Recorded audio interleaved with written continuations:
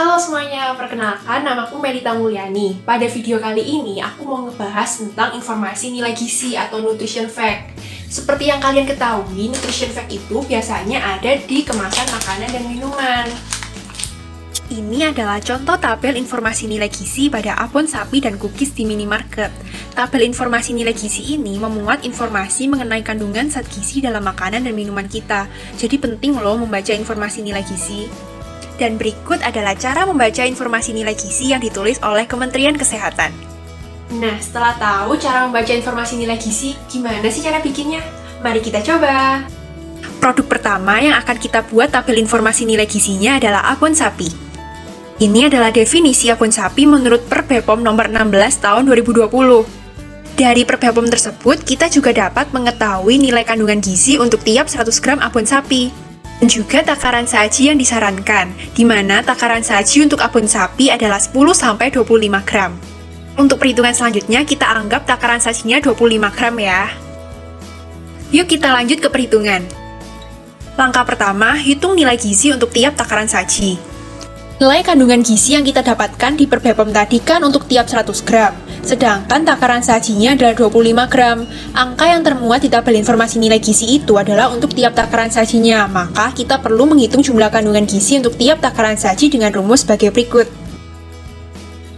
Berikut perhitungan jumlah lemak total dalam abon sapi per takaran saji, 25/100 dikali 36,3, hasilnya 9,08 gram.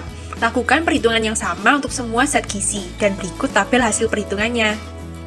Langkah kedua, menghitung total kalori. Perhitungan kalori itu didapatkan dari lemak total, protein, dan karbohidrat total. Untuk menghitung kalori dari lemak total adalah jumlah lemak total per takaran saji dikali faktor pengali 9, sedangkan faktor pengali untuk protein dan karbohidrat adalah 4. Maka didapatkan energi total dalam abon sapi adalah 153,04 kilokalori. Lanjut, langkah ketiga adalah pembulatan nilai gizi berdasarkan Peraturan BPOM nomor 22 tahun 2019. Pembulatannya nggak sembarangan loh, bisa kita lihat pada tabel berikut. Contohnya, hasil perhitungan nilai lemak total per takaran saji adalah 9,08 gram. Lalu ada aturan bahwa jika jumlah lemak total lebih dari 5 gram per sajian, maka dibulatkan ke kelipatan 1 gram terdekat. Jadinya kita bulatkan ke 9 gram. Pembulatan ini hanya digunakan untuk pencantuman di tabel informasi nilai gizi ya. Untuk perhitungan selanjutnya, kita tetap menggunakan nilai yang belum dibulatkan.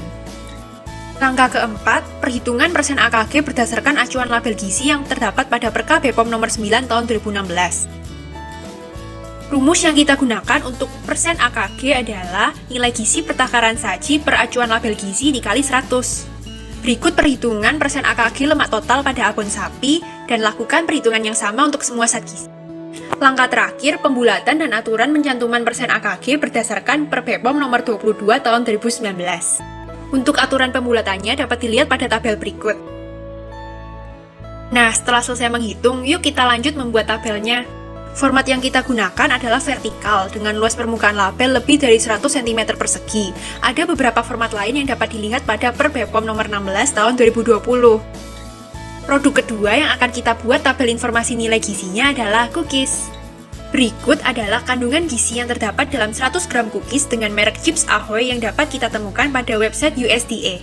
Kemudian untuk takaran sajinya berdasarkan Per BPOM nomor 22 tahun 2019 adalah 20-40 gram.